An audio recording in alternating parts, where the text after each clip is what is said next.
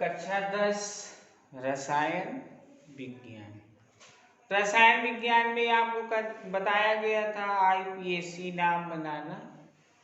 अब इसके बाद में आता है ethyl alcohol. Ethyl alcohol ethyl alcohol ethyl alcohol का IUPAC नाम जो होता है वो एथेनॉल होता है। अब इसके बनाने की विधि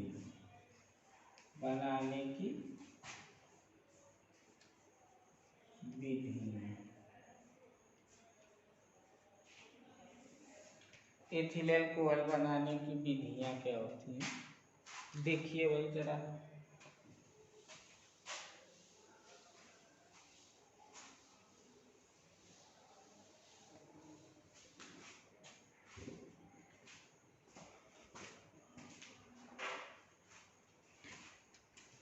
एक नंबर बाईथेन। एथेन द्वारा एथिल एल्कोहल का निर्माण कैसे करते हैं? एथेन होता है आपका C2H6। ये एथेन होता है। एथेन का ऑक्सीकरण करते हैं। एथेन का K2Cr2O7 जब एथेन का ऑक्सीकरण करते हैं तो एथिल अल्कोहल बनता है C2H5OH। एक तो यह विधि हो गई बनाने की। एथेन का जब ऑक्सीकरण करते हैं तो एथिल अल्कोहल बनता है, एक विधि। एक हो गई। दूसरी विधि एथिलीन द्वारा, बाई एथिलीन। माने एथिलीन से कैसे बनाते हैं क्या? एथेनॉल या एथिल एल्कोहल जब एथिलीन की क्रिया सल्फ्यूरिक अम्ल के साथ कराते हैं, जब एथिलीन की क्रिया सल्फ्यूरिक अम्ल के साथ या सल्फ्यूरिक अम्ल से करा देते हैं तब भी एथिल हाइड्रोजन सल्फेट बनता है। एथिल हाइड्रोजन सल्फेट का जल अपघटन करा देते हैं तो एथिल एल्कोहल बनता है। तो ये अब विधि होती है C2H। ये एथिलीन हो गया, इसकी क्रिया सल्फ्यूरिक अम्ल से करा दी तो C2H5HASO4 बन गया, एथिल हाइड्रोजन सल्फेट। और फिर जो एथिल हाइड्रोजन सल्फेट है उसका जल अपघटन करा देते हैं तो बन जाता है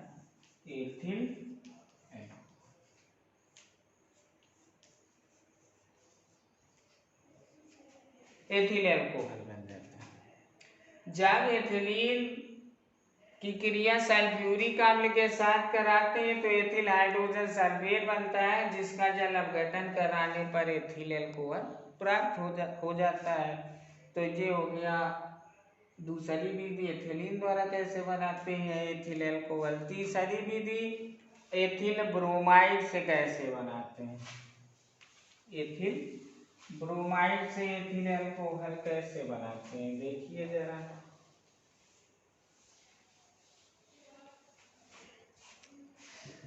एथिल ब्रोमाइड होता है C2H5Br। C2H5Br इसकी KOH से क्रिया करा देते हैं। किससे करा देते हैं? KOH से। तो C2H5OH बन जाएगा और प्लस के Br। तो जब एथिल ब्रोमाइड की क्रिया पोटेशियम हाइड्रोक्साइड के साथ होती है तो एथिल एल्कोहल बनता है, एथिल एल्कोहल।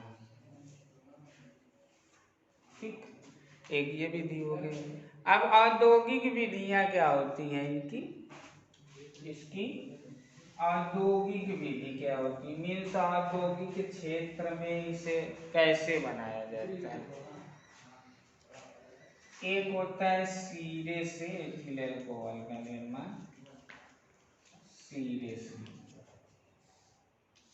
सीरे से कैसे बनाते हैं एथिल एल्कोहल। देखिए सुक्रोज के जलीय घोल, जो सांद्र जलीय घोल होते हैं, सुक्रोज के सांद्र जलीय घोल को हम सीरा कहते हैं। सीरे में सुक्रोज पाई जाती है, ठीक है। उस सीरे में हम ईस्ट मिला देते हैं। क्या मिला देते हैं? ईस्ट।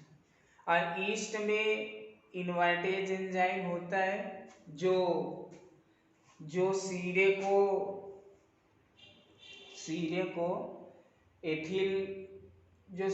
को ग्लूकोज और फ्रक्टोज में बदल देता है, जो सीरे को ग्लूकोज और फ्रक्टोज में बदल देता है। और ईस्ट में उपस्थित जो जाइमेस एंजाइम होता है वो ग्लूकोज को एथिल अल्कोहल में बदल देता है। ग्लूकोज को एथिल अल्कोहल में बदल देता है। देखें रिएक्शन क्या होती है। C12H22O11 plus H2O 10 into C6H12O6 plus C6H12O6। ये ग्लूकोज होता है, ये फ्रक्टोज होता है, इसमें इनवर्टेज एंजाइम होता है, इनवर्टेज एंजाइम। तो C6H12O6 तो जो एक जाइमेस एंजाइम होता है तो वो C2H5OH प्लस CO ये बन गया। तो ये ग्लूकोज को एथिल अल्कोहल में बदल देता है। इस प्रकार से सीरे से एथिल अल्कोहल का निर्माण हो जाता है। अब इसके बाद में दूसरी इसकी और दो की विधि होती है, स्टार्च से कैसे बनाते हैं। स्टार्च से कैसे बनाते हैं।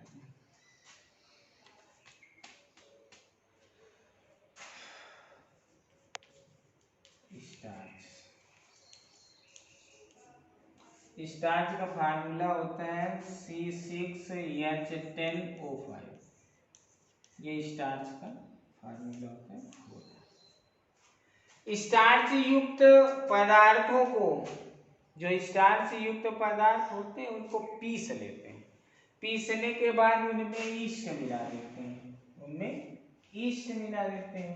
तो ईस्ट में जो जाइमेस एंजाइम होता है, कौन सा एंजाइम होता है? ईस्ट मिला देते हैं।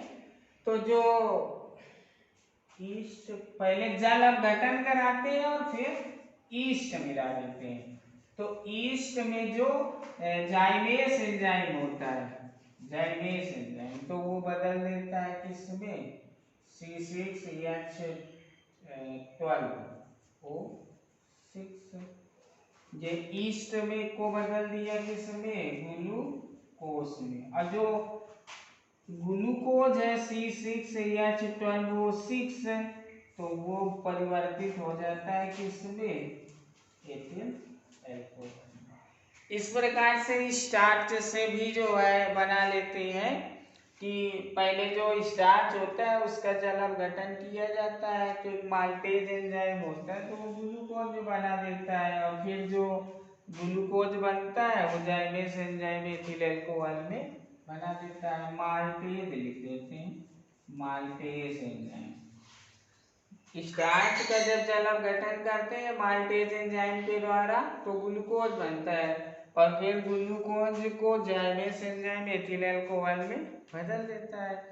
अब इसके बाद में आते हैं इसके भौतिक गुण। इसके क्या आते हैं? भौतिक गुण।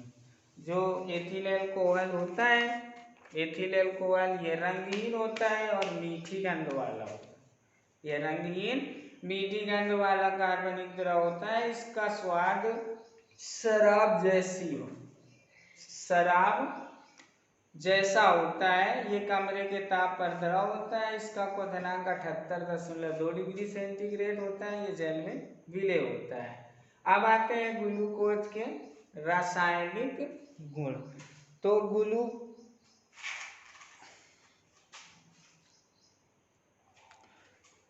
ग्लूकोज नहीं, एथिल अल्कोहल के रासायनिक गुण आते हैं।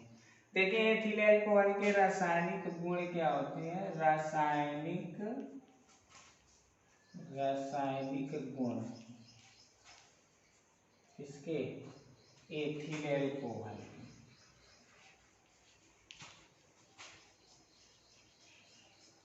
एथिल अल्कोहल के रासायनिक गुण, पहला रासायनिक गुण PCl5 से क्रिया।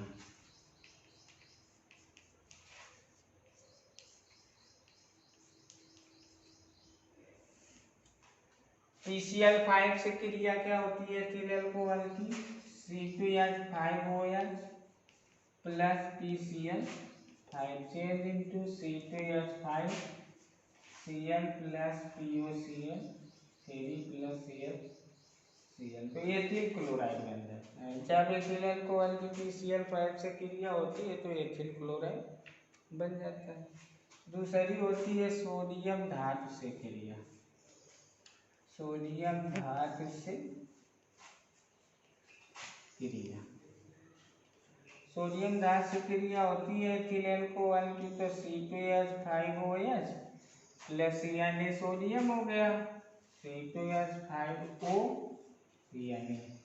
Na प्लस H2 गैस निकल जाती है, तो सोडियम एथॉक्साइड बन जाता है। सोडियम एथॉक्साइड बन जाता है। अब फिर इसके बाद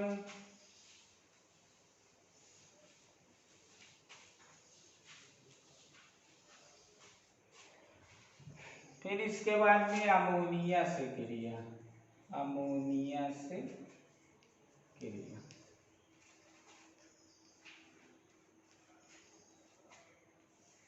अमोनिया से क्रिया क्या होती है? जब एथिल अल्कोहल की क्रिया अमोनिया से होती है तो एथिल एमीन बन जाता है C2H5Na। जब एथिल अल्कोहल की क्रिया अमोनिया से होती है तो एथिल एमीन बन जाता है। फिर इसके बाद में ऑक्सीकरण। ऑक्सीकरण, जब एथिल अल्कोहल का ऑक्सीकरण करते हैं, एथिल अल्कोहल का ऑक्सीकरण करते हैं माइकोडर्मा एसिटी जीवाणु द्वारा, तो एसिटिक अम्ल बनता है। जब एथिल अल्कोहल का ऑक्सीकरण करते हैं तो माइकोडर्मा एसिटी जीवाणु द्वारा, तो एसिटिक अम्ल बनता है। और अगर पोटेशियम डाइक्रोमेट के द्वारा ऑक्सीकरण करते हैं, ऑक्सीकरण K2Cr2O 7 के द्वारा, तो एस्टल्डिहाइड बनता है CH3CH2, इसको एस्टल्डिहाइड बोलते हैं। सल्फ्यूरिक अम्ल के साथ क्रिया, इसके बाद में आती है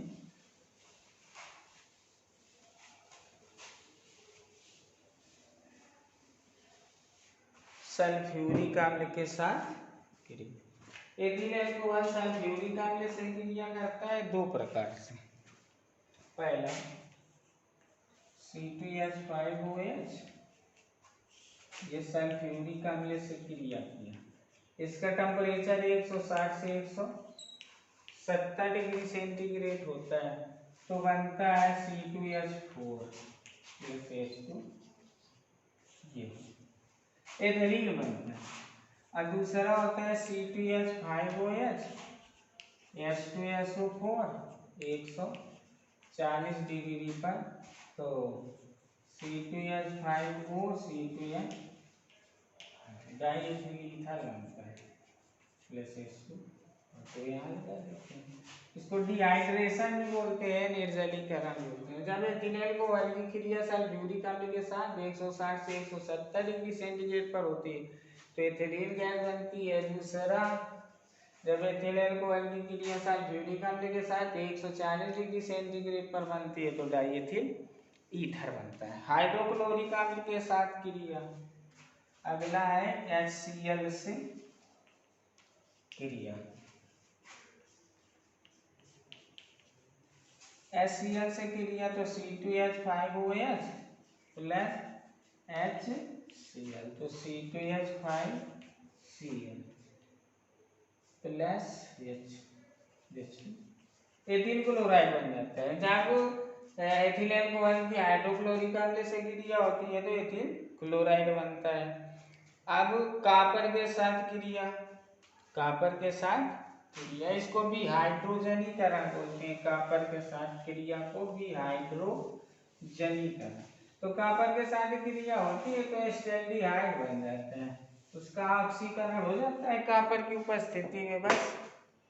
तो C2H5OH Cu, कॉपर की उपस्थिति में CH3Cl प्लस H2, इसका ऑक्सीकरण हो जाता है। जब एथिलीन कोहल की कॉपर के से क्रिया होती है तो एस्टेल्डिहाइड बनता है, एस्टेल्डिहाइड बनता है। इस अभिक्रिया को भी हाइड्रोजनीकरण कहते हैं। हाइलोफार्म अभिक्रिया एक होती है, कौन सी अभिक्रिया? हाइलोफार्म अभिक्रिया। हाइलोफार्म अभिक्रिया क्या होती है? देखिए, जब एथिलीन कोहल की क्रिया क्लोरीन और कास्टिक सोडा के साथ होती है, एथिलीन कोहल की क्रिया क्लोरीन और कास्टिक सोडा के साथ होती है तो क्लोरोफार्म बन जाता है, क्लोरोफार्म बन जाता है और +5 NaCl निकल जाएगा, +5H2O निकल जाएगा, 6 ये बन जाएगा। तो इस तरह से, इस प्रकार से जो है क्लोरोफार्म बन जाता है। इस अभिक्रिया को हाइलोफार्म अभिक्रिया कहते हैं। अब इसके बाद में आते हैं एथिलीन कोहल के उपयोग। अब उपयोग क्या होते हैं इसके? पावर एल्कोहल बनाने में, नशीले पदार्थ के रूप में, जीवों के परिरक्षण में, स्पिरिट बनाने में, क्लोरोफार्म बनाने में, ये इसके उपयोग होते हैं। अब इसके आगे एसिटिक अम्ल आता है तो वो आपको नेक्स्ट वीडियो में बताया जाएगा।